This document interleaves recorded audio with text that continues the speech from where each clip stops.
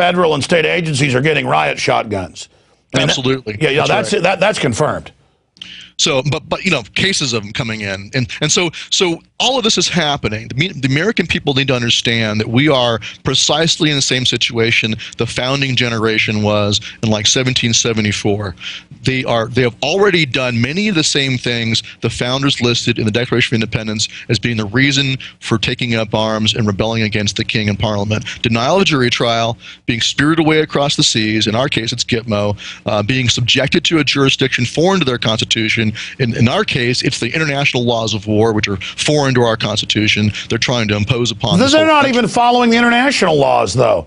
They're not even following Geneva. I mean, you're right. But look, if you study the founders as I have, I know you have, it's very informative and riveting. I don't even want to call it entertaining. But if you study the letters, the articles, even the British histories, because I've read both angles of it and the French, so 3 angles, you look at it, people early on, 1745, 50, 60, 65, there were people warning, hey, they're not giving us our basic rights as Englishmen. Magna Carta is being violated. This is going to grow. This is going to get worse. Oh, shut up. You're just being anti-patriotic. And by the end, it was because there were people in 15 years of committees of correspondence, what I'm doing, what you're doing, what Ron Paul's done, because they were there warning when it all came true, that was why you had a hardcore group that understood what they were facing. And I think that's our ace in the hole, Stewart.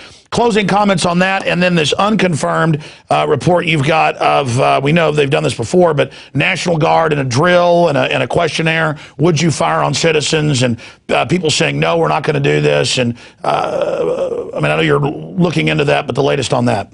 Well, one point on the laws of war is, yes, they are using that as justification for stripping away the Bill of Rights. But as you said, they're not even following the laws of war because they're asserting that you're an unlawful combatant and that therefore they don't have to give you detain you as a POW or give you any kind of due process, even under the international laws of war. But that doesn't make a difference to me. The Bill of Rights is what we are, like you said, entitled to as a birthright. I don't care if they gave me all the proceedings under the international laws of war and under the Geneva Conventions. That's still a violation of my right to jury trial. That's still gone. So all of that, to me, is absolutely illegitimate. It should be plainly illegitimate to everybody else out there. And all the military and police, you need to go read the Treason Clause. That tells you exactly what must be done with an American accused of making war against his own country. End of story. If it's not that, a jury trial with 2 witnesses to the overt act, it is unconstitutional. And I don't care what the Supreme Court says. The Supreme Court ruled the Japanese internment constitutional because they said it was military necessity. They ruled black people weren't human.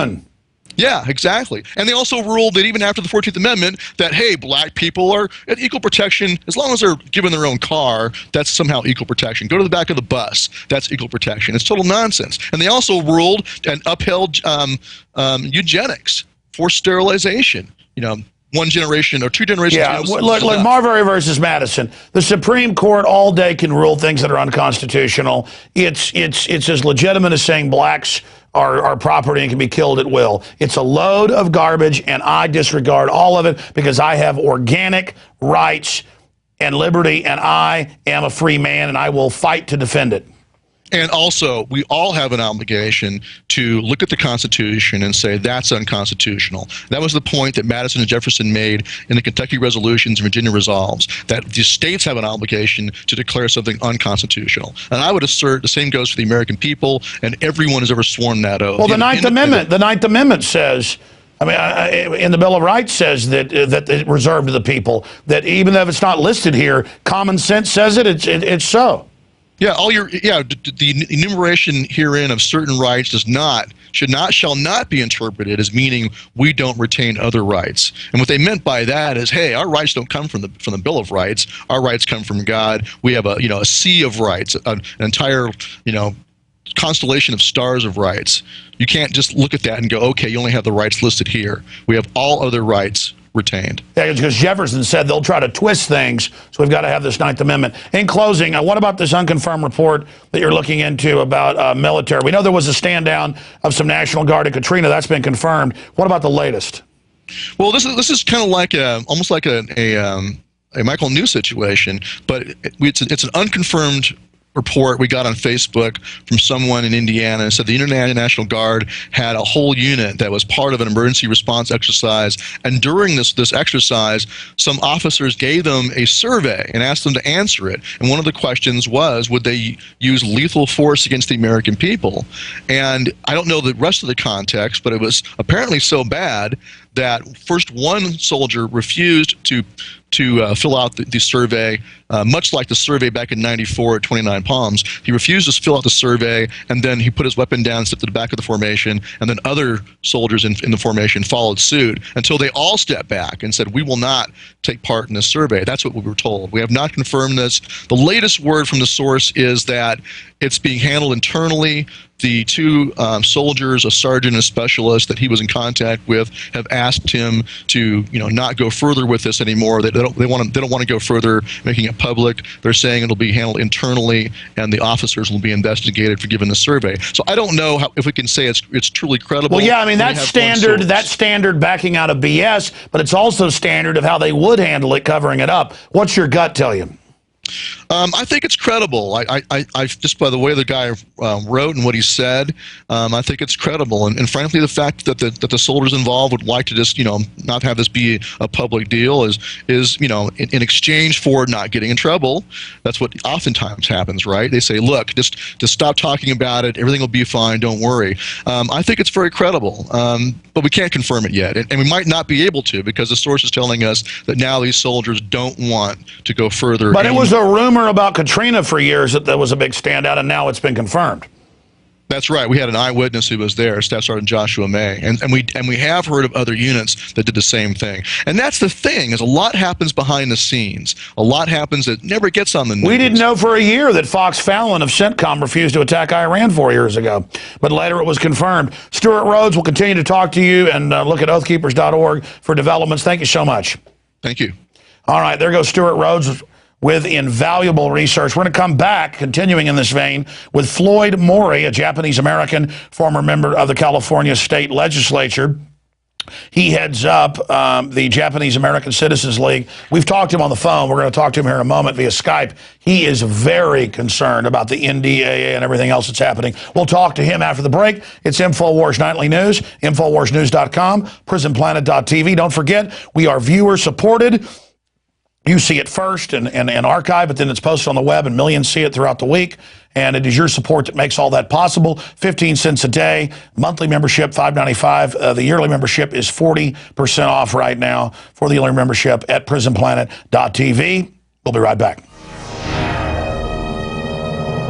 What's up with these sorry politicians? Lots of bark. When it's showtime, whimpering like little shih tzus. You want big cuts. Ron Paul's been screaming it for years. Budget crisis? No problem. Got $1 trillion year one. That's trillion with a T. Department of Education? Gone. Interior, Energy, HUD, Commerce? Gone. Later, bureaucrats. That's how Ron Paul rolls. Want to drain the swamp? Ron Paul. Do it. I'm Ron Paul, and I approve this message. If you believe in this information and want to support its viral spread, go to the InfoWars store at InfoWars.com. We've got the new G.I. Joe InfoWars t-shirts. We've got the incredible Pro Pure gravity-fed filters available at InfoWars.com in the store. We've got a new DVD, Scientists Under Attack, the Don't Tread on Me flag. We've got all sorts of different bumper stickers to help spread the rebellion virally. It's all there. Wristbands, citizen rule books in every order. Order online at Infowars.com today. The water filters, the canteens. It's all there. Infowars.com.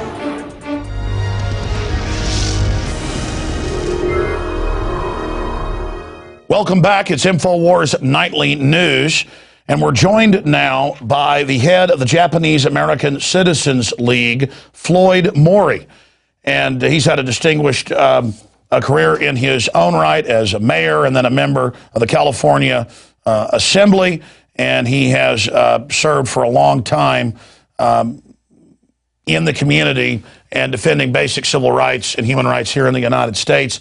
And he joins us today to discuss a press release that they put out last week concerning the move to have the National Defense Authorization Act allow the military to operate on the streets of America, and also intern Americans without charge, something that can happen here and has happened here to Japanese Americans, citizens and members of the community who had their property taken and, of course, their physical bodies taken to camps here in the United States during World War II. And he joins us today to discuss this. Sir, thanks for coming on with us. Good to be with you, Alex. Wow. So you guys have spoken out against this. What is your concern? Well, our concern stems back to 1942-41 when similar rules were used to detain Japanese Americans simply because they were Japanese Americans. There was no due process. And as you mentioned, 120,000 were taken to these prison camps throughout the United States. And it disrupted many lives. It ruined many lives for years to come. And today, people still feel the impact of that incarceration. For those that don't know about the experience of Japanese Americans, can you give people basically a history lesson on what happened? Well, when the war began, there was a lot of hysteria, a lot of fear, and prior to that, there was a lot of bigotry against Asian Americans, specifically Japanese Americans. They had begun to be an economic force in some areas in the United States, and there were movements to not allow immigration. There were laws that did not allow Japanese to marry white people. Things like this were happening in the country back in the 30s.